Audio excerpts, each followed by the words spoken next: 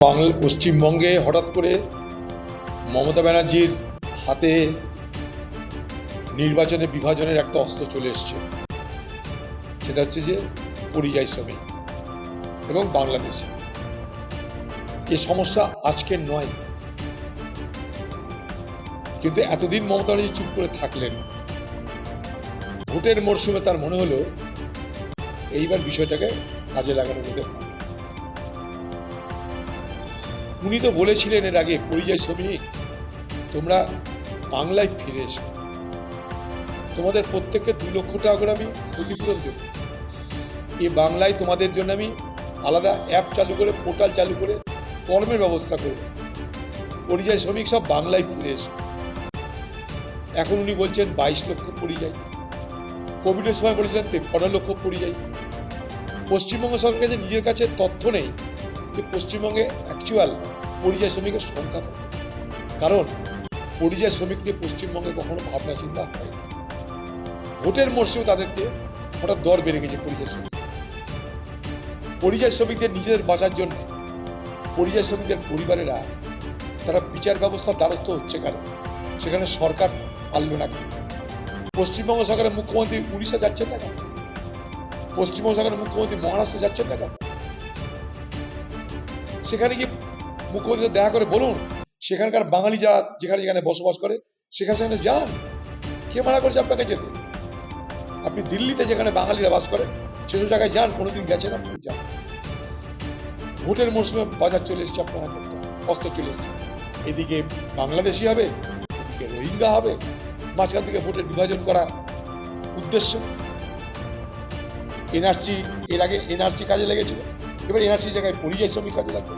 অথচ পরিযায়ী শ্রমিক দেখার জন্য একটা মন্ত্রী করার জন্য আমি দাবি করেছিলাম কোভিডের আমলে, চ্যালেঞ্জ করে বলছি। মমতা ব্যানার্জিকে চিঠিও দিয়েছিলাম, হয়নি।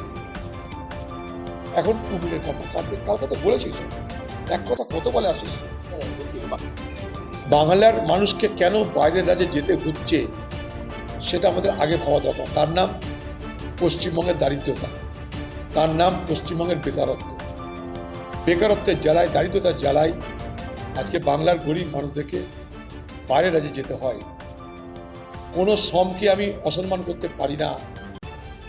সে শ্রম যাই হোক না কেন, সে মুদিখানার দোকানই হোক আর কর্পোরেটেড ইন্ডাস্ট্রি হোক, শ্রম শ্রম।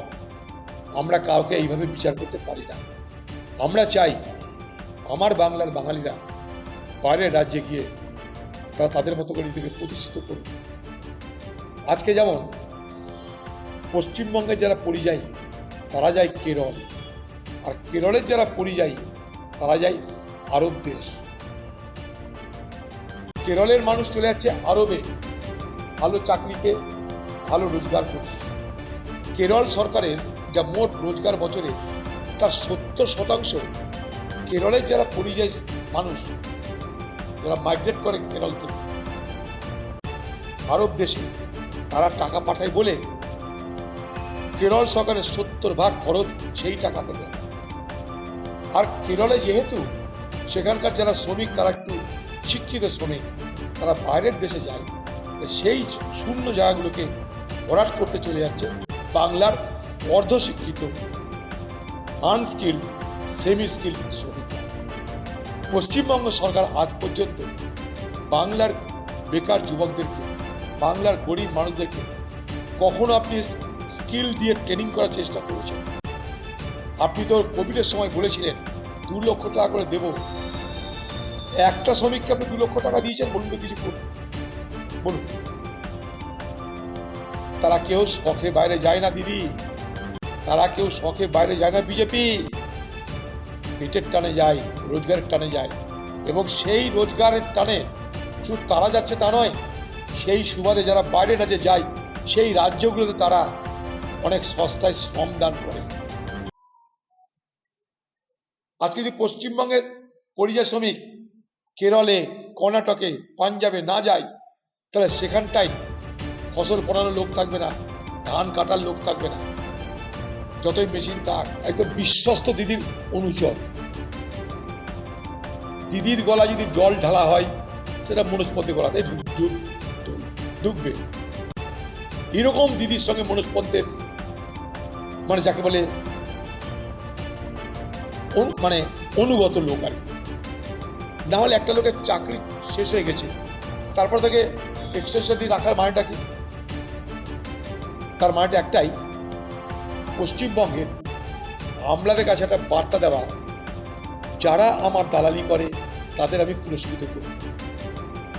মনোজ পন্তকে দেখো, দালালি করেছে, আমার কথায় উঠা বসা করেছে, আমার কথায় হ্যাঁ বলেছে, আমার কথায় নাকে না বলেছে, তাই তার এই দালালির মজুরি হিসাবে তাকে পুরস্কৃত করলাম। পশ্চিমবঙ্গের আমলা বা তন্ত্র, পশ্চিমবঙ্গের আমলারা তোমরা দেখে শিক্ষা নাও এবং আমার এইভাবেই সেবা করো, এইভাবে আমার দালালি করো। ও তো করলাম। বাঙালি বাদ দিয়ে নন বাঙালি দিদির কাছে ধান্দাবাজি সবকিছু। দিদির কাছে বাঙালি অবাঙালি কিছু না, দিদির সাথে ধান্দাবাজি। অবাঙালি ছাড়া পশ্চিমবঙ্গ চলবে কি বলুন? আজকে দিদিকে বাঙালি বাঙালি করছেন, ভোটের সময় বাঙালি অবাঙালি হলে কি পশ্চিমবঙ্গের ভালো হবে? আপনি বলুন, যারাই বাইরে কাজ করে, বাইরে থেকে আমার রাজ্যেও লোক আসে, আমার রাজ্য থেকে বাইরের লোক যায়, কিন্তু সমস্যাটা কি? বাইরে থেকে আমার রাজ্যে যদি একটা লোক আসে, আমার রাজ্য থেকে বাইরে 100 লোক যাচ্ছে। 2 নম্বর, বাইরের রাজ্য থেকে আমার রাজ্যে যারা আসছে তারা কেউ জমিতে ধান কাটতে আসছে না, তারা শিল্পে নিয়োগ হচ্ছে। এই রাজ্য থেকে বাইরে যাক, আমি চাই এই রাজ্য থেকে সব বেকার বাইরে চলে যাক, কিন্তু তারা ডাক্তার হয়ে যাক, শিক্ষক হয়ে যাক, প্রফেসর হয়ে যাক, গবেষক হয়ে যাক, সেটা আমাদের গর্ব হবে। আপনি এখানে কাজ দিতে পারেননি, তাই যে বাংলা একদিন সারা ভারতবর্ষের রুটির জন্য সবচেয়ে আকর্ষণীয় রাজ্য ছিল, আর সেই বাংলা ছেড়ে দলে দলে লাখে লাখে মানুষ বাইরে পাড়ি দিচ্ছে, কেউ শখে নয়। পশ্চিমবঙ্গের তৃণমূল সরকারের ব্যর্থতা এর সব থেকে বড় কারণ।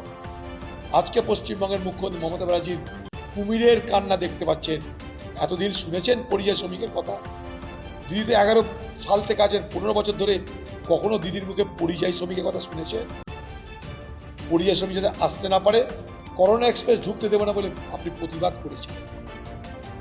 আজ ভোট বড় বালাই, ভোটের মরশুমে আর তো কোনো ইস্যু নেই দিদির হাতে।